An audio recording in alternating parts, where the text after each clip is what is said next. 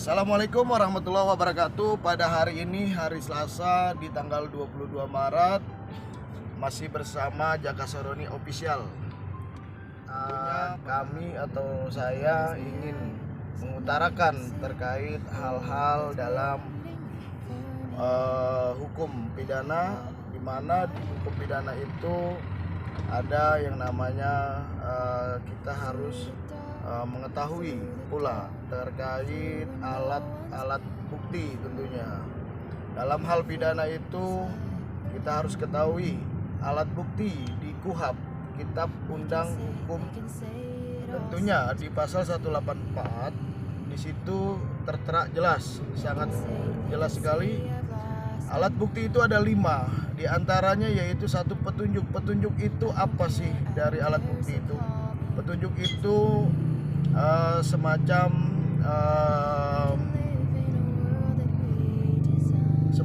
terkait terjadinya peristiwa tindak pidana dari awal hingga akhir. Jadi itu yang namanya bentuk petunjuk, rangkaian peristiwa tentunya itu. Dan yang kedua yaitu adalah surat. Surat itu semacam kayak seperti visum.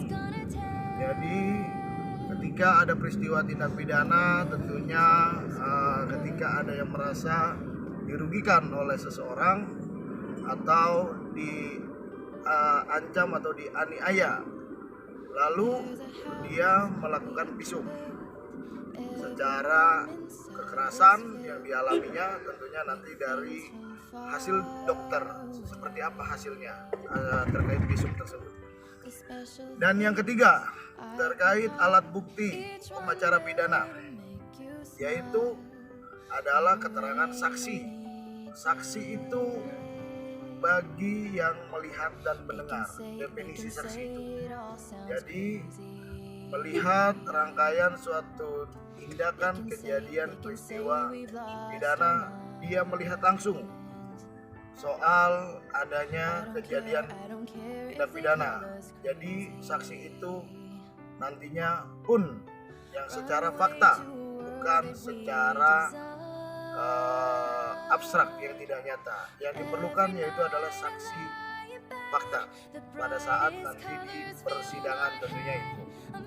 Dan yang keempat, di situ ada yang namanya keterangan ahli. Keterangan ahli itu menerangkan dengan keahlian, dengan keilmuan dia yang ia miliki tentunya dalam hal konteks nanti saat di perkara ini di persidangan dari tingkat kepolisian sampai di persidangan. Tentunya nanti ahli akan menerangkan dalam rangkaian peristiwa pidana apakah itu menjadi dinyatakan oleh ahli menurut keahlian keilmuannya dia itu jelas itu pidana atau bukan, tentunya itu. Jadi itu akan menguatkan nanti untuk alat-alat bukti, diantaranya yaitu tadi yang saya sudah cerita terkait keterangan ahli. Dan yang kelima yaitu diantaranya ada namanya keterangan terdakwa. Keterangan terdakwa akan diminta keterangannya di pengadilan, tentunya itu kalau kasus ini sudah di pengadilan. Tentunya apapun itu harus dimintai keterangan oleh majelis hakim untuk keterangan terdakwa sendiri. Itu yang saya bisa utarakan atau saya sampaikan terkait alat-alat bukti pidana, hukum acara pidana.